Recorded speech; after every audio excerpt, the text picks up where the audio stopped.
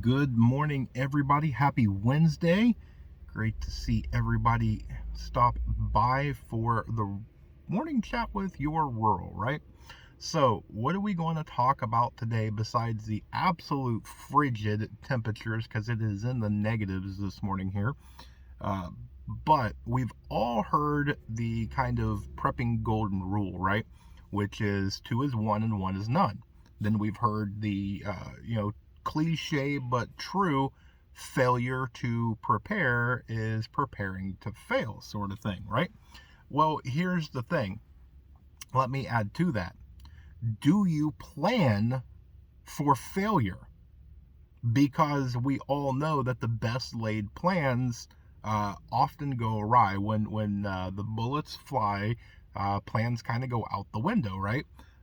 And pretty much anything that involves humans, it's one of them things that you know you can plan all you want, but humans are unpredictable and things often do not go according to plan. Sometimes close, most of the time, chaos ensues, right? If we're going to be completely honest. And we see it all the time.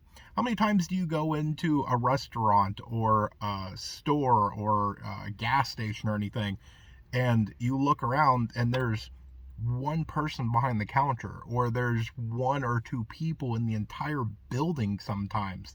I mean, it wasn't long ago that we were having a little get together and I stopped off to pick up, a couple of pizzas and whatnot. And they literally had the guy, one person in the entire place, he would come to the door, unlock it, and pull it open a few inches, take your order, close it, lock the door, make it, or get it started, and then come back to the door to get the next person. That's how he had to function because they were so short staffed. Unemployment is high, right? You have millions of people looking for a job. If businesses had it to where they knew there was going to be things of people taking vacation, people getting sick, people having school delays or call offs, people that have to attend funerals or other different things. Random things happen in life. We all know that, right? Uh, and so if you had a store that would slightly overstaff, you would be planning for failure. We all know that just about any store or any sort of warehouse or anything, there's always something to do. So even if you had every single employee show up and your little bit extra, there's always something to clean or move or file or put away or pack up or whatever. There's always something to do. You can make it to where you can still be profitable. And, I have not seen a company do this. But in the preparedness thing, that's why we do the two is one and one is none, because you're planning that whatever it is that you have two of, one of them is going to fail. Do we do that with everything, though? Whether that is firearms or knives or cooking things. You might have a camp stove. Do you have two camp stoves? Do you have multiple sources of fuel, multiple ways to start a fire, multiple ways to keep warm and cool down?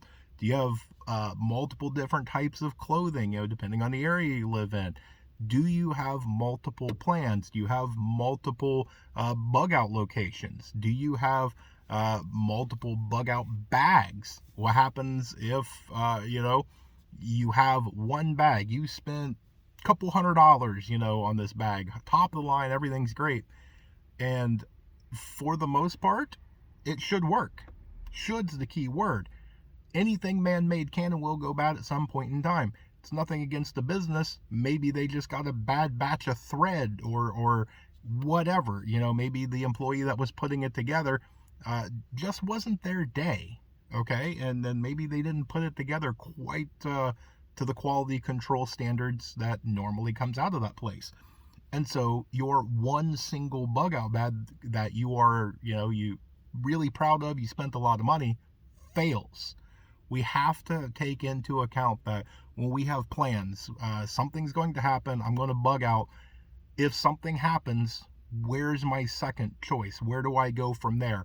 If I have a routine that I created after the balloon goes up and it has hit the fan, what happens when something comes along and changes that? Even if it's just for a day or a couple of days or a couple of hours or a couple of weeks, are you prepared for failure to overcome, improvise, and adapt?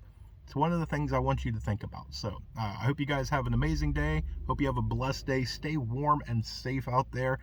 Stay tuned because there's more information to come. And with that, remain united because we're all prepping in this together.